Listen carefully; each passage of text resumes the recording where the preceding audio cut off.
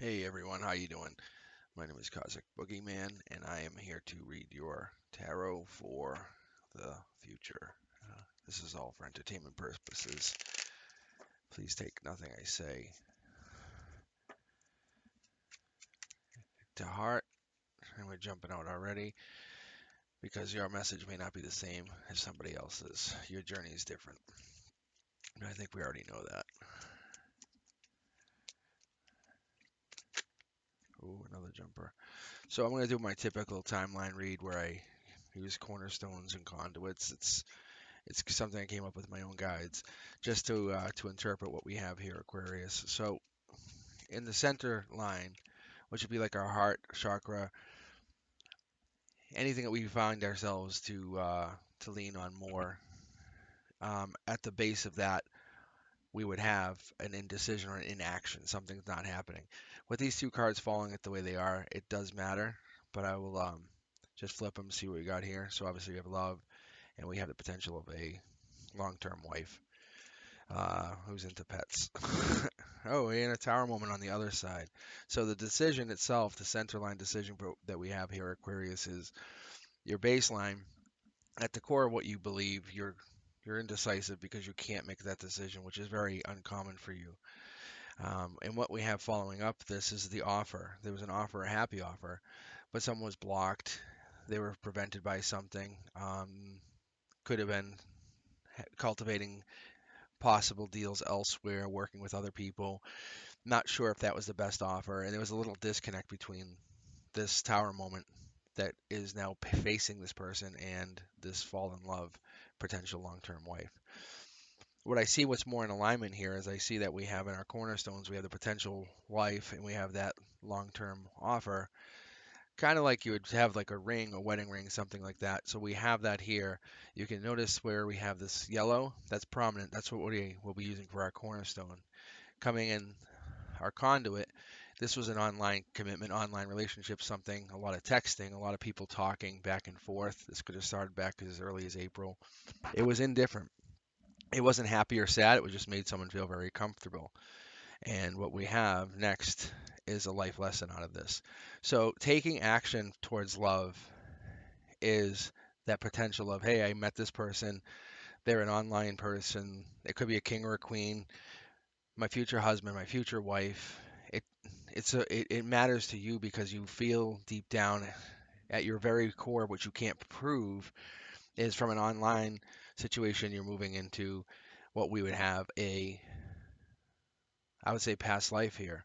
If there's two people obviously involved, but then two leads to three, and we have a decision weighing heavily on one person. But as you can see, the background is still that in between gray. We don't have the blue or the yellows. But what happens is this indecision is leading to unhappiness because you feel like you can't communicate the way you used to. Your strength has been zapped. You don't have that power. You're probably sleeping more. You don't have the ability to communicate the way you used to.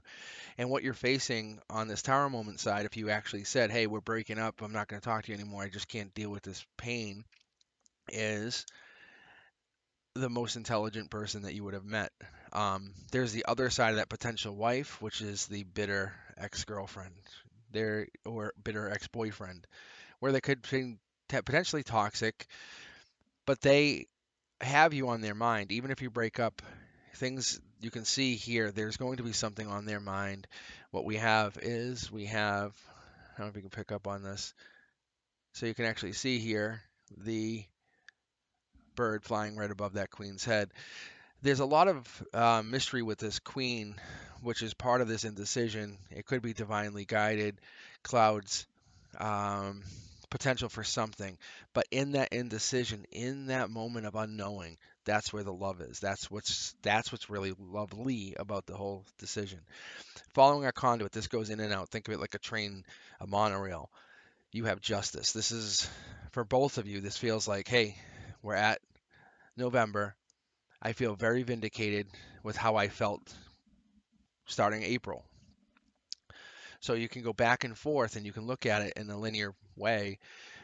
But what you have is the facing of a life lesson with a king or a queen. And this life lesson has to do with understanding connections with others, not just yourself, but more than one person. Is it religious or is it higher than that? Is it spiritual? Heading up into our cornerstone here, we have happiness, abundance. We have a deep communication. Could be some cannabis use between the two of them. Who knows? We have, it's not as much the cloudiness that you would have with this Queen of Swords. The Nine of Pentacles is showing me that from April to September, there was some kind of love happening. That is blossoming. There was a connection.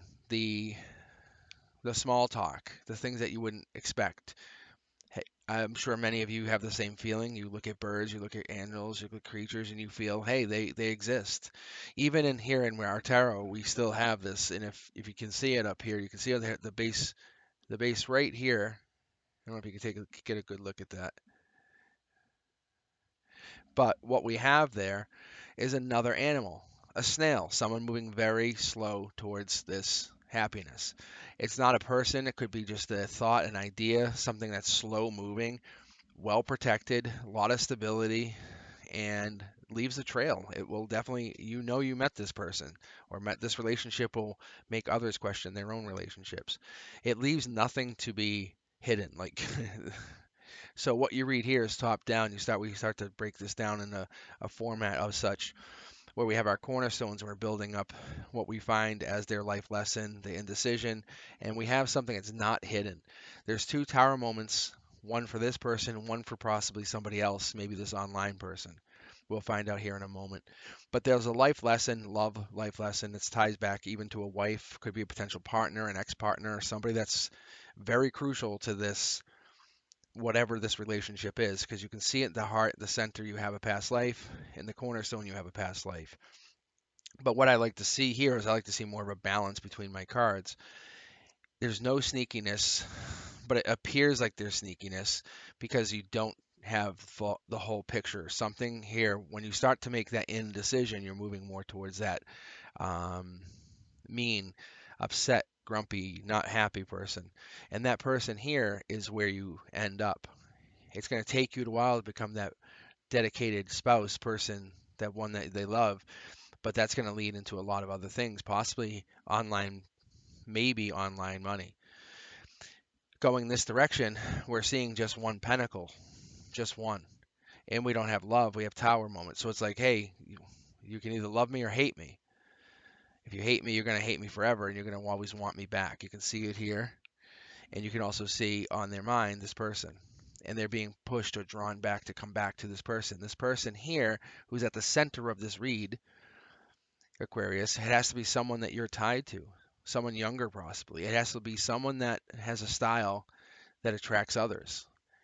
And we have the connection here.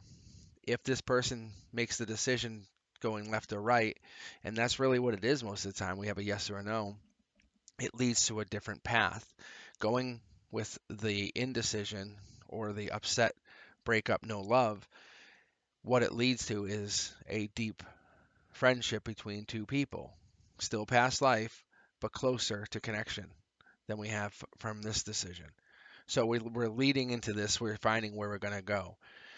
But at our cornerstone, it's divinely protected. It's like having a an angel, a guard, a divine one, protecting you at all times because they can see what you can't see. They can see the path and the road ahead, which is really helpful. They can see the abundance that you're about to come into. They understand the creatures. They understand the winged one. So they're the justice. They're the ones who appear to be the justice. Like, oh wow, finally. Oh, I've been waiting. Oh, great. So that's kind of what happens here as we start to build up the relationships, and what we end up with is we have a upset woman, a long-term relationship partner, and a superior female or male in a relationship with a lot of passion. There's something here in their background too that's very intricate. This could be us. Male, female doesn't apply. This is just, we're looking at this as a soul. You're hitting a peak of understanding something. You're like, haha, I think I know because you're divinely touched. Moving into the next phase of your life, the next decision is going to be yours. You have that decision to take. The golden apple, knowledge, you know, and you have the way to take action. But once you take a step off this, You're going either through justice or you're going to go strike down the queen that made you very angry. And it's one of those things that you're very bitter at. She knows this is going to happen. If she knows she can't win against you, and it would be the ending of whatever this is, this not sneakiness, the slow moving, the snail movement possibly. She knows that if you came at her the way you wanted, there would be an ending. However, what I see here is a possibility of a divine pair. That is true. And we have the Wheel of Fortune, even with the Tower moment. And the way I look at this is, even after a great fire, we will have growth in the land. It's not it's unless it's something that's changed the molecular structure of that land, it will just naturally come back. That's how this works.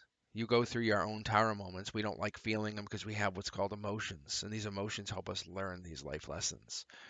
So what happens is even if you say, "Hey, I don't want that love's not aligned with me," I fall into something even bigger. Each of you do. Friendship, strong power, but the relationship is like, hey, you have to kind of end being this one and join the group is what I get. You have to join the group in order to understand what it is that you could accomplish.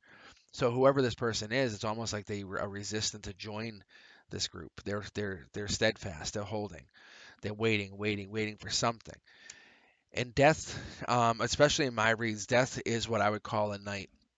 It's the fifth knight in our deck, but the death knight, he is he is familiar with a lot of what goes on in our everyday lives, like the gray background. He's not there for good or bad. He's not there to hurt us, but he's not there to help us. He's not there.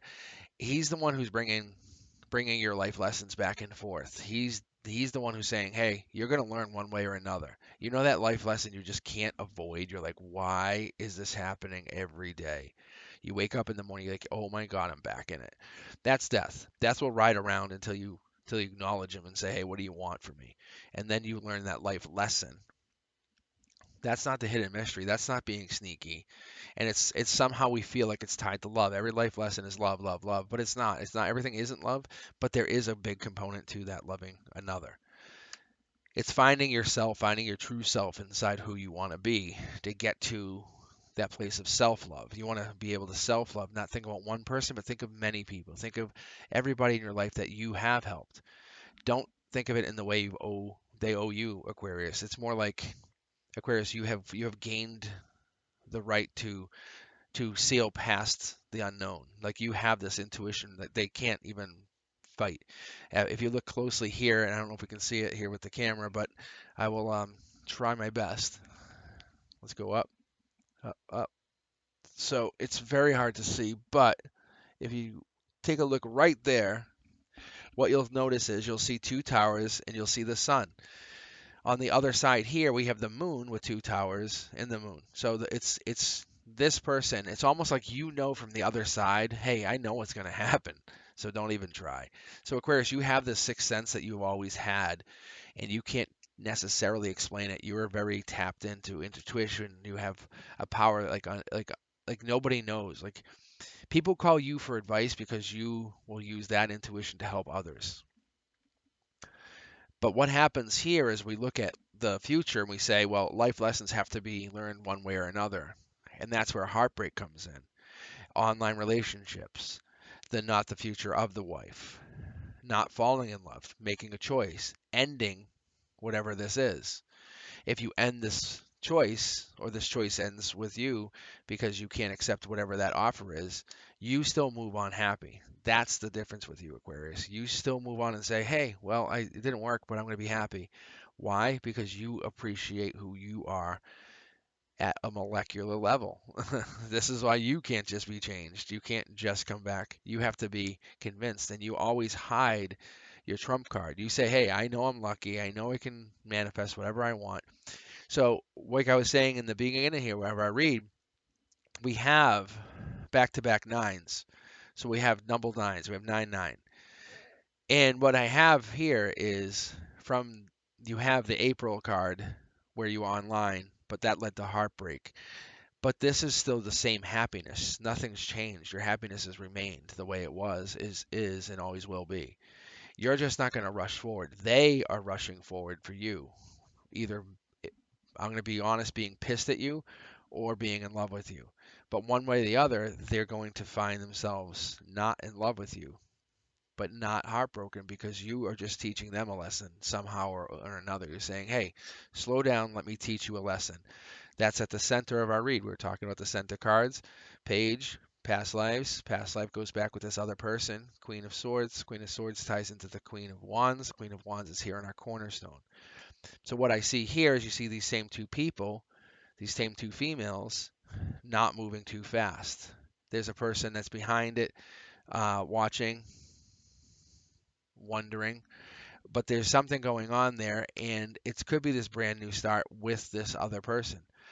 There could be a third person in between these people, but I would say it's probably just another person, or them finding their inner child, them finding themselves. They're holding the sword saying, do I swing towards love? Which it leans like they want to because they don't want to have heartbreak and they know love would lead them out. But they're not sure, and that's what makes it very uncomfortable. Death is riding around because it wants them to learn a life lesson. They're holding steadfast.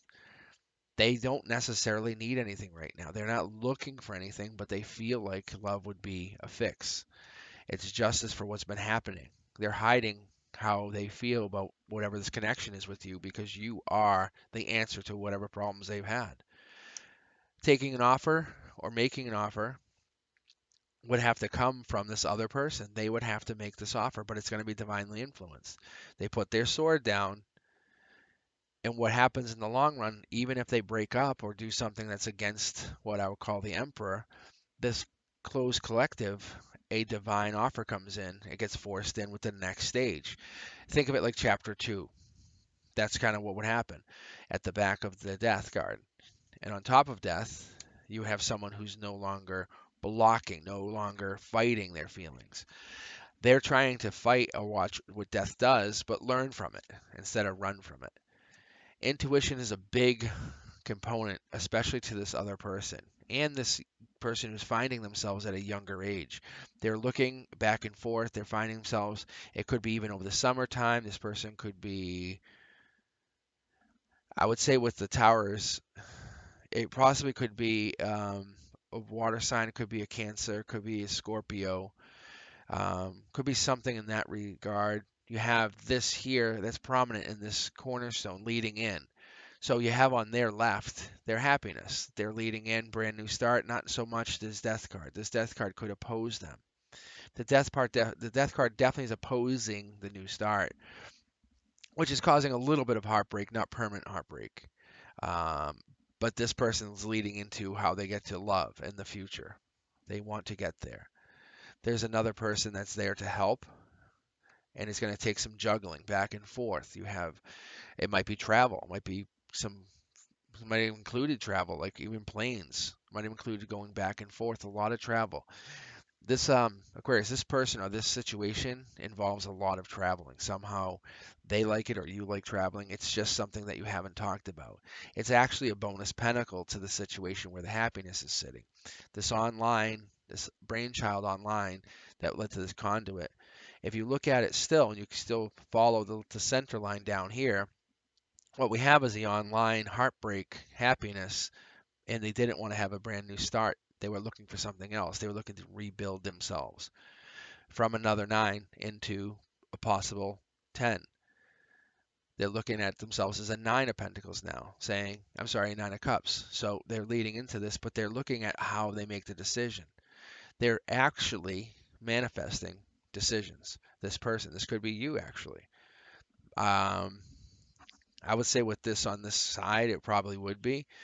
There's a bunch of, so you're not, so this card here, the Eight of Swords is one of those cards. It's like kind of like getting out of the puzzle maze, finally figuring it out, understanding, using that intuition that you found, but not going too fast. Using regret as usually a moniker to find yourself going to something new, but walking away from what didn't serve you was important to you. That's what scares them because you will walk away. You will end anything that no longer serves you and walk away from it permanently because you have the strength and the ability to overcome and fight. So I had one last jumper card. I'm going to leave it here in the center and see what we got here for our last card. So the last card is using our intuition for this brand new offer from this refusal of taking action that led into the spawning of the incoming of an emperor or empress or somebody powerful was divinely influenced. It has always been divinely influenced. The cups are the players. The cups are what makes the difference. So what you're learning here is you're learning it's going to take more than just two cups, and you're learning how to do that, how to navigate a really tough situation. Look at here, we have regret. We have people walking away, not even regret. They're walking away with no um, indecision about their lives. We have blocking. We have a person who's basically they would have been sitting there. But if you see how they're laid out, it's more as though they're basically getting over this, whatever this past is, and understanding that there's a new start that aligns with them. It's allowing themselves to be vulnerable, follow their heart, and become true to themselves. So with that, I would actually say, thank you.